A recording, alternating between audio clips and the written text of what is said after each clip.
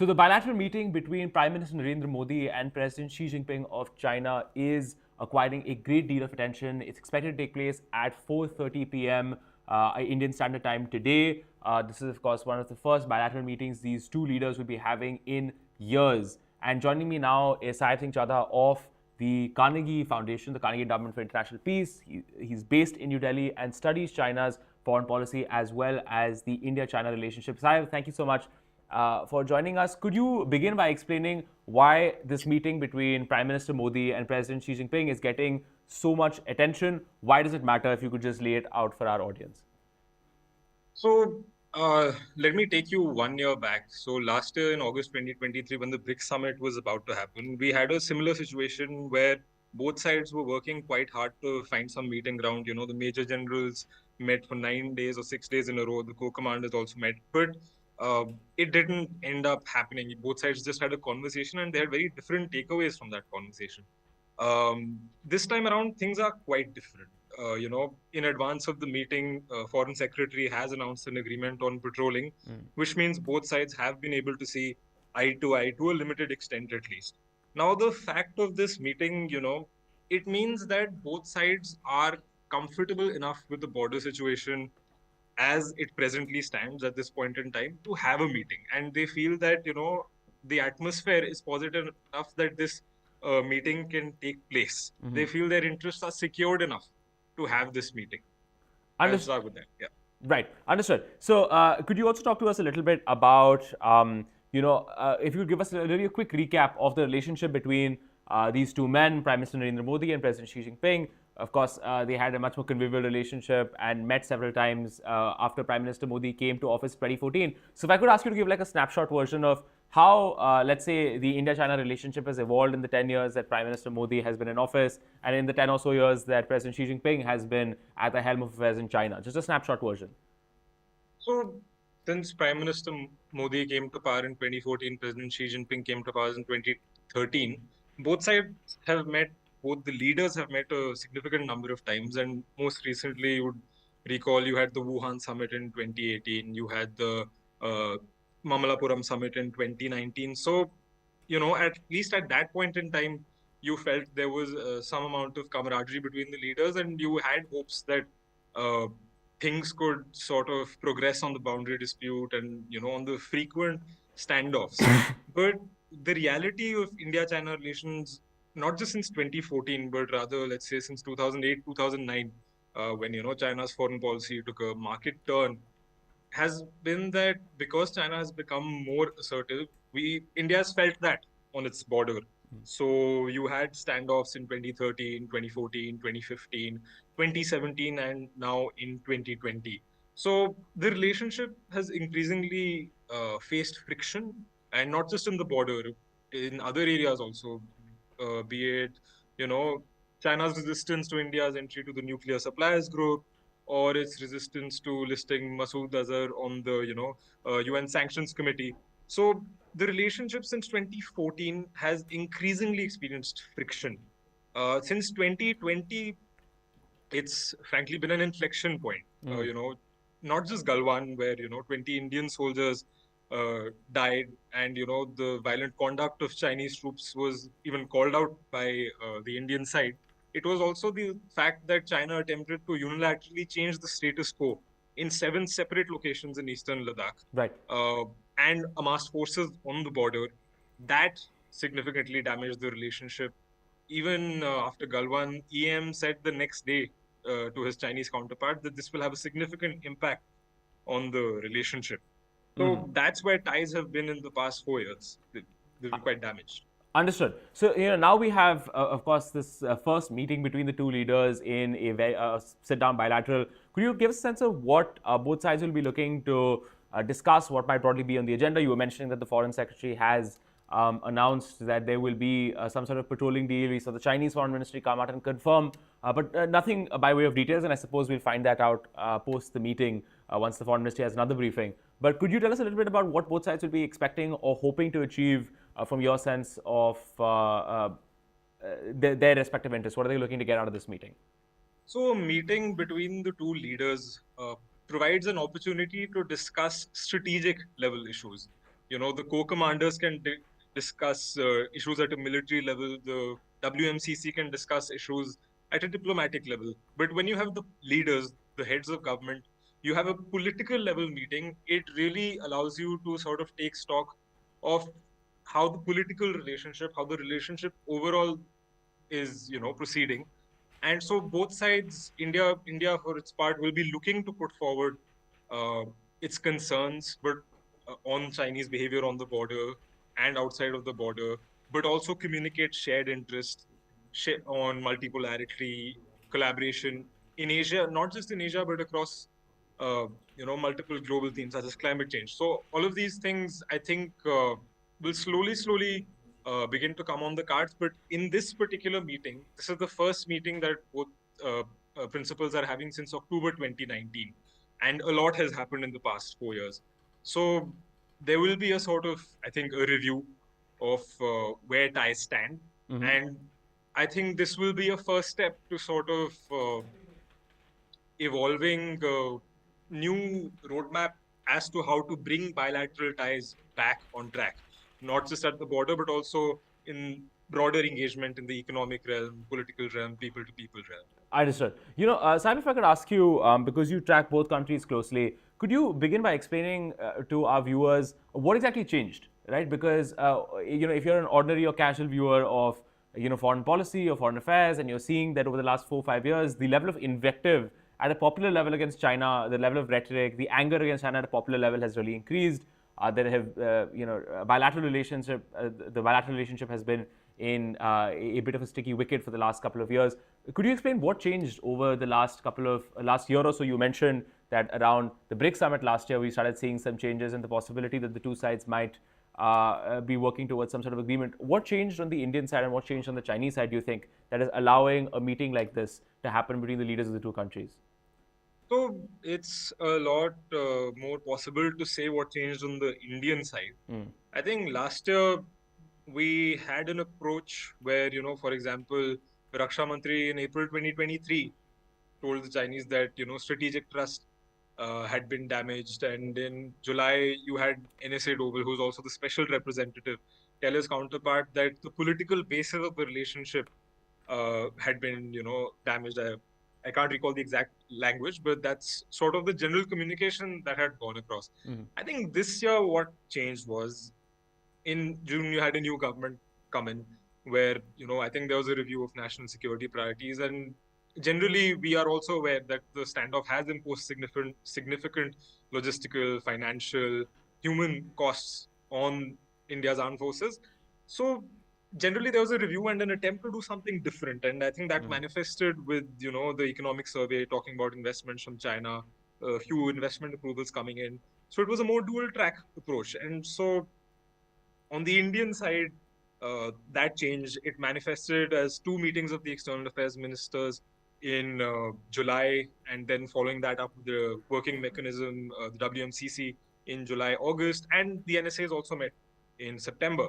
And of course, all of that was an attempt to get the two principals to meet. So that's what happened on the Indian side. On the Chinese side, it is much more difficult to say. It's far more opaque. And of course, based in New Delhi, you can speak to people from New Delhi, but not from Beijing. So on the Chinese side, it's difficult right now to say what changed. In due course, it may emerge. What has happened in the past 2 years is, while Indian patrols were blocked in Depsang and Demchok from going up to their patrolling points, the fact is that, and this was less publicized until by EM recently, was that Chinese patrols were also blocked. In Depsang, if they were blocking us, we were blocking them from going up to Butse, and in Demchok also. So that was always in the interest of the Chinese to resume that patrolling and to be able to patrol up to their, claim lines. So, but right now, what has changed on the Chinese side, I would say it is difficult to say. Understood. So Saheb, I guess I would like to ask you to end by talking about what a lot of people have been asking, which is that does this point towards a reset in the India-China relationship, or is it too early to call it something like a reset? This is just a preliminary first step in trying to see whether something like a reset might be possible, seeing whether some sort of new normal might be reached in the relationship. Would you be cautious about this, or would you say that no, the fact that the two leaders are meeting itself represents something of a shift something of a reset? Where do you stand on this question? So I would be cautious because it is a first step. There is a long series of steps, as I've mentioned, that both sides need to take. It's an agreement on patrolling. So that would need to manifest on the ground in terms of actual disengagement. Both sides on the other friction points like Pangong, Galwan, the buffer zones are still there. Both sides have still not agreed to resume patrolling in those areas. So first, disengagement has to happen. Then after that, de-escalation has to happen. There's a broader amassing of forces at the border. There's a broader militarization of the border, which needs to de-escalate, and then de-induction needs to happen. And side by side, both sides need to have a parallel conversation on how to rebuild the trust that's been damaged over the past 4 years. And both sides have spoken about this, India and China, for the past 4 years. Right. And then, I mean, not that it will be sequential. Disengagement, de-escalation, de-induction will be sequential, but a parallel conversation on trust, and then a harder conversation on trying to figure out why the Chinese actually did 2020, why they decided to escalate in this manner, so that you can attempt to shape that policy in such a way so that you can try it that it doesn't happen again. And it would be too early and too, for lack of a better word, foolish to assume that it won't happen again. We just have to keep our guard up and be cautious about it. But it's a first step. Understood. And it's a positive development. Understood. A good first step, a positive development. Saheb Singh Chadha from the Carnegie Endowment for International Peace, from the India office, explaining to us how exactly this meeting is going to impact the India-China relationship, a positive first step, but we'll have to be a little more cautious on future steps. Saheb, thank you so much for joining us and for telling us a little bit more about this. Of course, this is going to be the big news story for today, which is this meeting between Prime Minister Narendra Modi and President Xi Jinping of China. It is the first time that the two leaders will sit down for a bilateral conversation in several years, around 5 years. Of course, they've met on the sidelines of other events in the past, but they have not have really sat down and discussed the bilateral relationship and the major problems that come with this. And that's important because two leaders coming together, especially in China, which is an extremely centralized political system, very little can move in terms of a major strategic realignment in terms of addressing India's core concerns. Saheb was talking a little bit about that, which is, look, why did this crisis begin in the first place? In 2020, we had thousands of Chinese troops pushed in a coordinated fashion across the line of actual control, or the Indian perception of the line of actual control, into India claimed territories on the Indian side of the LAC. Why did that happen? To this day, it seems, and you can glean this from the statements made by several senior foreign ministry officials as well as by Foreign Minister Jaishankar, that it's not entirely clear why the Chinese chose to do what they did. And because if you don't know what caused this whole upsurge of the border crisis in 2020, it leaves open the possibility that something like this will happen again in the future. So a leaders level meeting, more than meetings between senior military commanders or between foreign ministers, a leaders meeting between Prime Minister Narendra Modi and President Xi Jinping will allow both sides to communicate their views, their respective positions, and what will be needed if the bilateral relationship is expected to be reset in the years to come. We're going to have Gaurav Sawant join us extremely soon. Of course, as you know, he's been in Kazan over the last couple of days, really talking to the Indian community, talking to the various stakeholders there, including the Indian ambassador to Russia, about what exactly has been the expectation from this visit, as well as what India wants from the BRICS summit more generally. But also, I think, of course, we're going to be keeping Gaurav extremely busy with his assessment of what is happening between India and China, and especially with this big meeting that, as we said before, is expected at 4:30 p.m. Our time. So it's going to be around a 30 to 40 minute meeting where presumably both sides will have a conversation about redressing the situation on the border, reducing the crisis, as well as the tensions that you're seeing between India and China, trying to see what a new patrolling agreement will look like. If you're interested in some of the specifics about this, as well as the broader questions about the India-China relationship, we actually have a very, very good interview with Shivarur, which has just come out on our channel. In fact, if you go right now and see, it's probably premiering right now on this interview that I did with Shiv Arur, who is really one of our best minds on strategic policy and defense, as well as someone who has been on the ground in Ladakh to cover these issues. Shiv and I sat down and talked about some of the implications of the India-China border crisis and what that means for the two countries, as well as how India and China can deal with it at this meeting between Prime Minister Modi and Xi Jinping. So please absolutely go catch that interview. That interview is going to be absolutely vital and essential. Before we get Gaurav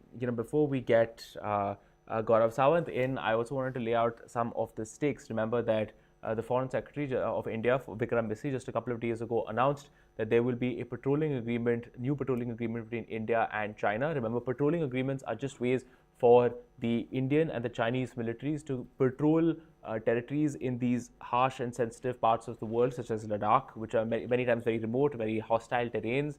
It allows the Indian and the Chinese militaries to patrol up to their claim lines. Remember, and this is an important thing to remember, that what we refer to as the line of actual control, which defines the boundary between India and China, is actually not a real thing in the sense that it is not demarcated physically on the ground by agreement between the two countries. Both sides actually have differing perceptions of where the line of actual control is. So you don't even agree on where the boundary is exactly. Both sides have claim lines. And therefore, what you essentially do is you have the Indian claim line of the LAC and you have the Chinese claim line of the LAC, and both sides use patrolling to send their militaries up to their particular claim lines, make sure that all is well, and then patrol back. So it is something that both countries do, and for the longest time there were patrolling agreements between India and China in the 1990s that ensured stability, that laid down rules for how the two countries were going to patrol this very, very sensitive border in ways that did not trigger conflict. Those agreements held up for 25-30 years, but then in 2020 those agreements were shattered.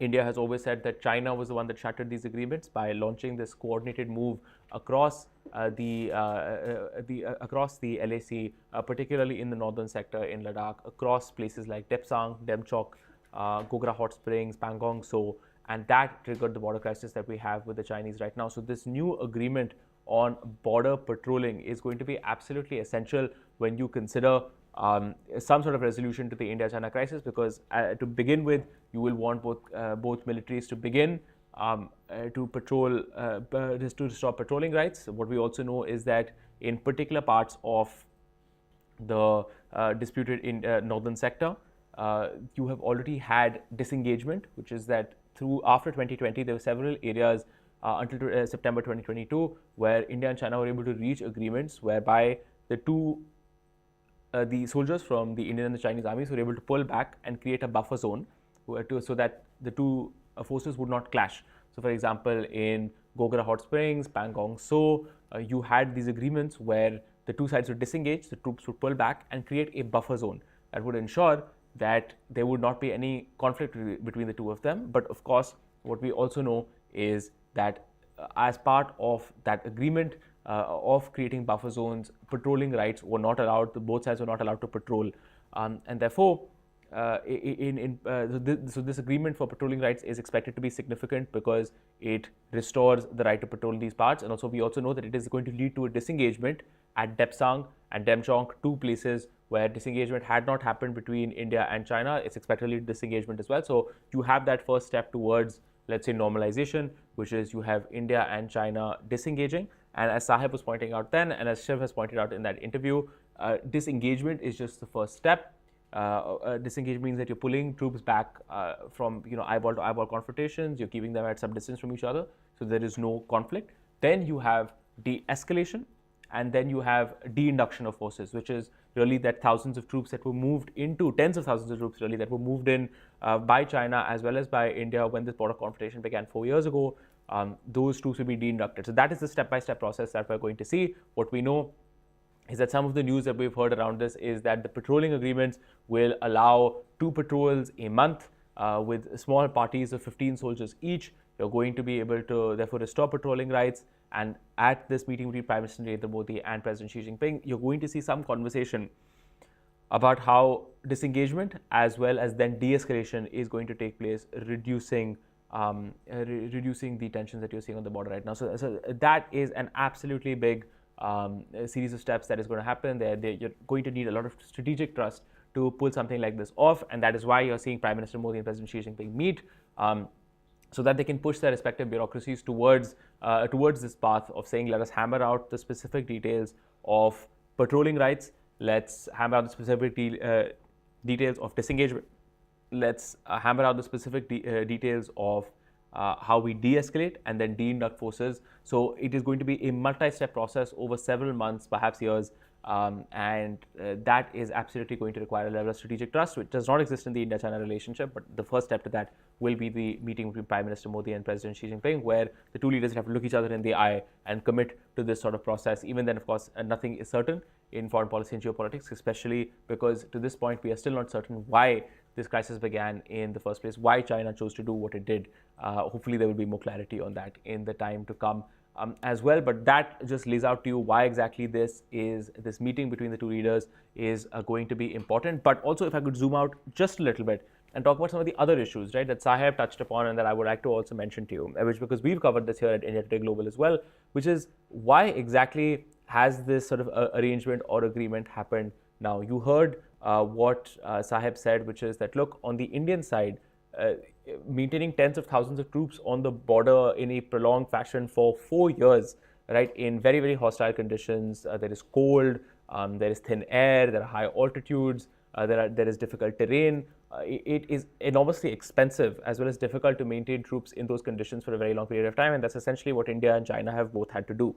So for India, de-escalating this conflict allows us to remove or reduce that national security burden. So that's absolutely something that India will be interested in.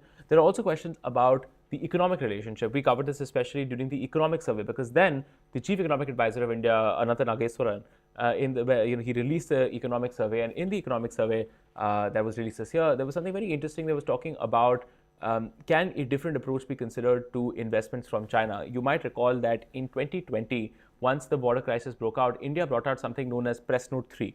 Actually, in fact, this was not once a broader crisis broke out, but it was, of course, with the COVID-19 pandemic also picking up.